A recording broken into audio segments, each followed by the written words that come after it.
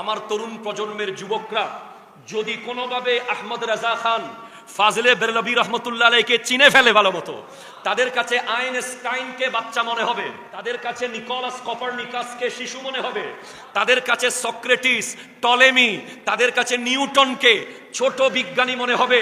আহমদ রেজা খান ফাজলে বেরলভী রহমতুল্লাহ আলাইহি এত বড় বিজ্ঞানী, এত বড় সায়েন্টিস্ট, যিনি 250 বিষয়ের উপরে 1500 কিতাব লিখেছেন, যিনি ডান হাত বাম হাত দুই হাতে একসাথে কিতাব লিখতেন, ডান হাতে লিখতেন আমার নবীর পক্ষে, বাম হাতে লিখতেন বাতিলের বিরুদ্ধে। এই ব্যক্তিকে চিনার দরকার আছে না নাই? এই মাস আসলেই আমাদের কানে বাজে মুলকে সুখন কি শাহী, तुमको रजा मुसल्लम जिस सिमते आ गए हो सिक्के बिठा दिए हैं। যার নাম এই মাসে না নিলে বেওয়াফাই হবে। একজন সুন্নি হিসেবে, একজন খাঁটি ইমানদার হিসেবে যার স্মরণ এই মাসে করা আমাদের জন্য নৈতিক এবং ইমানি দায়িত্ব, তিনি হলেন ইমাম আহমদ রেজা খান ফাজিলে বেরলভী রহমতুল্লাহ আলাইহি। চিৎকার দিয়ে বলেন মারহাবা।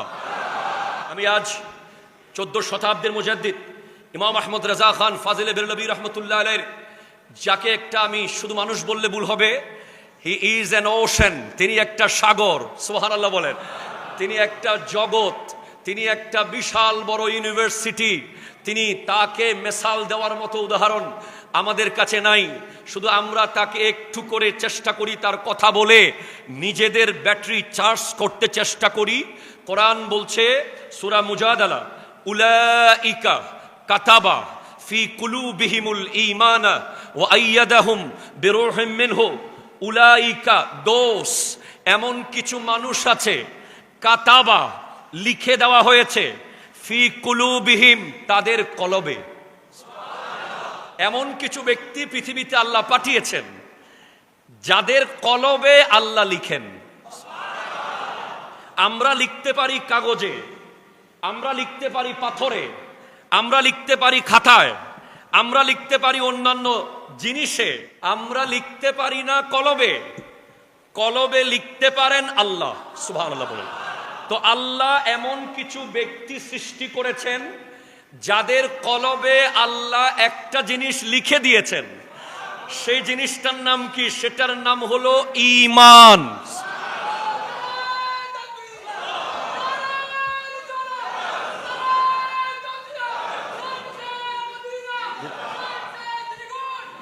মারহাবা মারহাবা।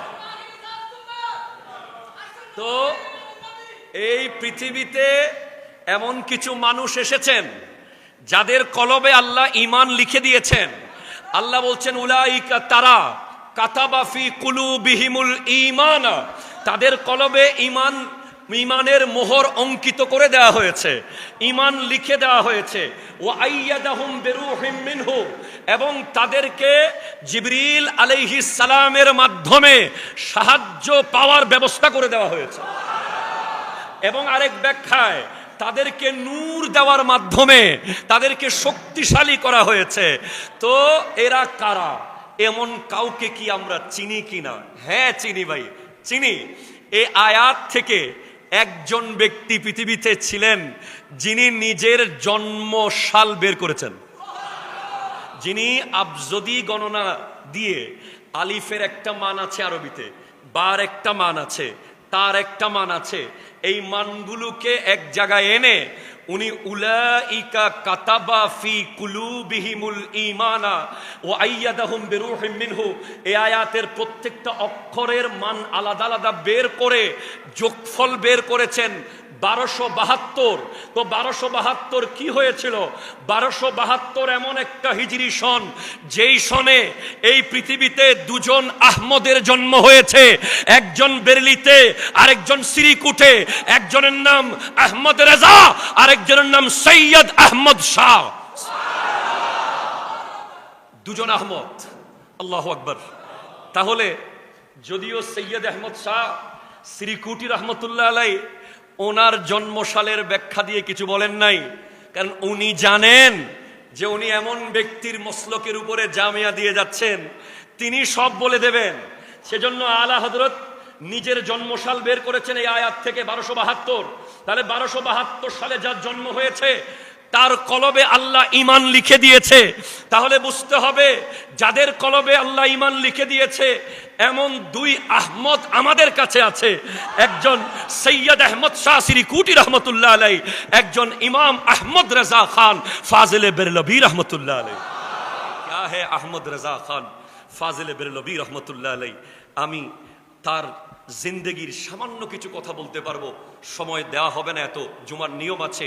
তার বাবার নাম হলো হজরতে নখি আলী খান, তার দাদার নাম হজরতে রেজা আলী খান, সুবহানাল্লাহ।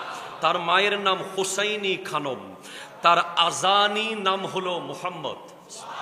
আমি কেন আজকে এই টপিক নিয়েছি? কারণ আমার তরুণ প্রজন্মের যুবকরা যদি কোনোভাবে আহমদ রেজা খান ফাজিলে বেরলভী রহমতুল্লাহ আলাইহিকে চিনে ফেলে ভালো মতো, তাদের কাছে আইনস্টাইনকে বাচ্চা মনে হবে, তাদের কাছে নিকোলাস কপারনিকাসকে শিশু মনে হবে, তাদের কাছে সক্রেটিস, টলেমি, তাদের কাছে নিউটনকে ছোট বিজ্ঞানী মনে হবে। আহমদ রেজা খান ফাজিলে বেরলভী রহমতুল্লাহ আলাইহি এত বড় বিজ্ঞানী, এত বড় সায়েন্টিস্ট, যিনি 250 বিষয়ের উপরে 1500 কিতাব লিখেছেন, যিনি ডান হাত বাম হাত দুই হাতে একসাথে কিতাব লিখতেন। ডান হাতে লিখতেন আমার নবীর পক্ষে, বাম হাতে লিখতেন বাতিলের বিরুদ্ধে।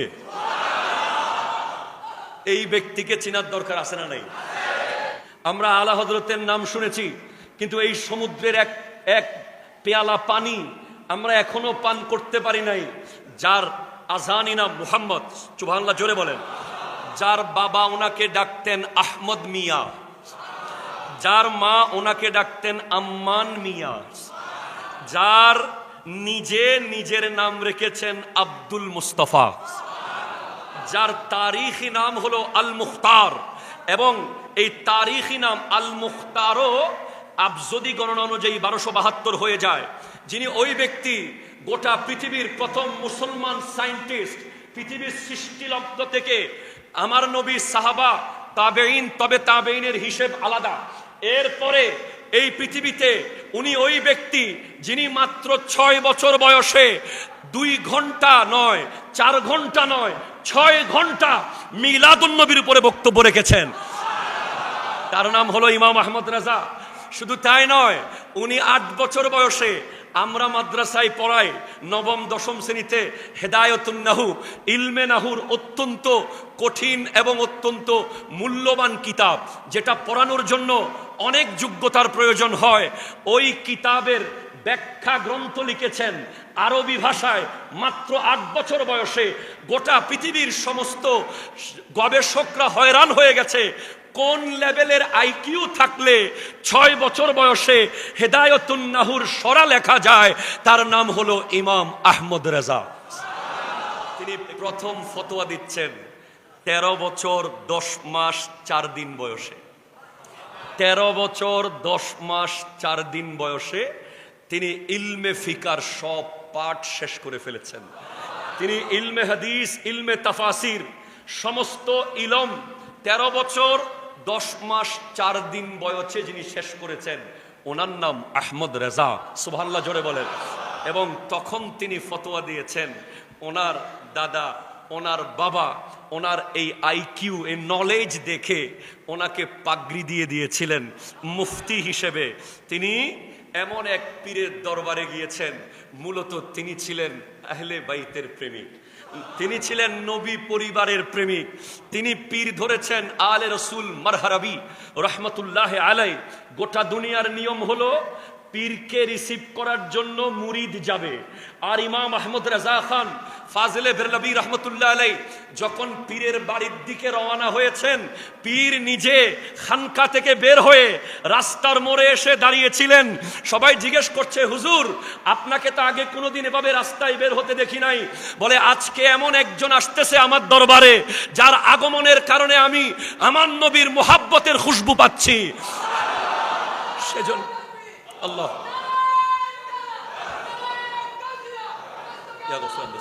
ঠিক আছে, মাশাআল্লাহ, ধন্যবাদ। আমি আমার নবীর ইশক এবং মুহাব্বতের খুশবু পাচ্ছি। তাই আমি রাস্তায় গিয়ে দাঁড়িয়েছি। ইমাম আহমদ রেজা খান ফাজিলে বেরলভী রহমতুল্লাহ আলাইহির পীর আর রসুল মারহারাবি ওনাকে বায়াত করানোর সাথে সাথে 13 সিলসিলার খেলাফত দিয়ে দিয়েছেন। বলে হুজুর মাত্র বায়াত হয়েছি, এখনো তো আমাকে কিছু দেখলেন না। বলে আহমদ রেজা তুমি এমন ভাবে তৈরি হয়ে এসেছো, তোমাকে দেখার কিছু নাই। আমি হাসরের মাঠে আল্লাহ যদি আমি আলে রসুল মারহারাবিকে জিজ্ঞেস করে কি নিয়ে এসেছো, আমি আল্লাহকে বলবো আহমদ রেজাকে নিয়ে এসেছি। এমন কথা যার পীর বলেছেন তিনি হলেন ইমাম আহমদ রেজা খান ফাজিলে বেরলভী রহমতুল্লাহ আলাইহি। আপনারা অবাক হয়ে যাবেন যার খলিফা সম্পর্কে শুনলে। ইমাম আহমদ রেজা খান ফাজিলে বেরলভী রহমতুল্লাহ আলাইহির এমন এমন খলিফা, ওনার 81 জন খলিফা 28 জন আরব দেশে জাজিরাতুল আরবের বাসিন্দা ছিল। বিশ্ববিখ্যাত আলেম যারা আরবিতে তুখর আরবি, খাঁটি আরবি, এমন 28 জন আরব দেশের বড় বিশ্ববিখ্যাত আলেম ছিল ইমাম আহমদ রেজা খান ফাজিলে বেরলভীর খলিফা। একজন ছিলেন আফ্রিকায় ওনার খলিফা, 34 জন ভারতে, 12 জন পাকিস্তানে। যার খলিফার মধ্যে আছে খতিবে মসজিদুল হারাম, সুবহানাল্লাহ জোরে বলেন। খতিবে মসজিদুল হারাম আল্লামা শেখ মোহাম্মদ সালি কামাল আল মক্কি, যিনি ইমাম আহমদ রেজা খান ফাজিলে বেরলভী রহমতুল্লাহ আলাইহির খলিফা ছিলেন। খতিবে মসজিদুল হারাম আল্লামা শেখ মৌলানা আব্দুল্লাহ ইবনে আহমদ আবুল খায়ের মিরদাত আল মক্কি, তিনি ইমাম আহমদ রেজা খান ফাজিলে বেরলভীর খলিফা ছিলেন। আফ্রিকার মুহাদ্দিসে বিলাদে মাগরিব আল্লামা শেখ মোহাম্মদ আব্দুল হাই ইবনে আস-সৈয়দ আব্দুস সত্তার আল কাত্তানি, ইমাম আহমদ রেজা খান ফাজিলে বেরলভীর খলিফা ছিলেন। তিনি কত বড় সমুদ্র, যাকে নিয়ে ভারতের 12 জন গবেষক গবেষণা করে পিএইচডি ডিগ্রি নিয়েছেন। বিষয় একটা, ইমাম আহমদ রেজা খান ফাজিলে বেরলভী। পিএইচডি ডিগ্রি কি জিনিস? ডক্টর অফ ফিলোসফি কাকে দেওয়া হয়? একটা সাবজেক্ট দেওয়া হয়, ওই সাবজেক্টে টোটাল গবেষণা করে পুরো পৃথিবী থেকে চুন চুনকে কোনো নকল করা যাবে না, কোনো ধরনের কপি করা যাবে না, আলাদা আলাদা কথা লিখতে হবে গবেষণা করে। ওই গবেষণাধর্মী বইটা যখন ইউনিভার্সিটির পিএইচডি দেওয়ার যারা কমিটি থাকে ওনাদেরকে দেওয়া হয়, শিক্ষকদের, ওনারা যাচাই বাছাই করার পর ডক্টর লেখার অনুমতি দেয়। তাহলে ইমাম আহমদ রেজা খান ফাজিলে বেরলভী রহমতুল্লাহ আলাইহি কত বড় জাত হলে, যাকে নিয়ে ভারতের 12 জন গবেষক পিএইচডি করেছে আলাদা আলাদাভাবে।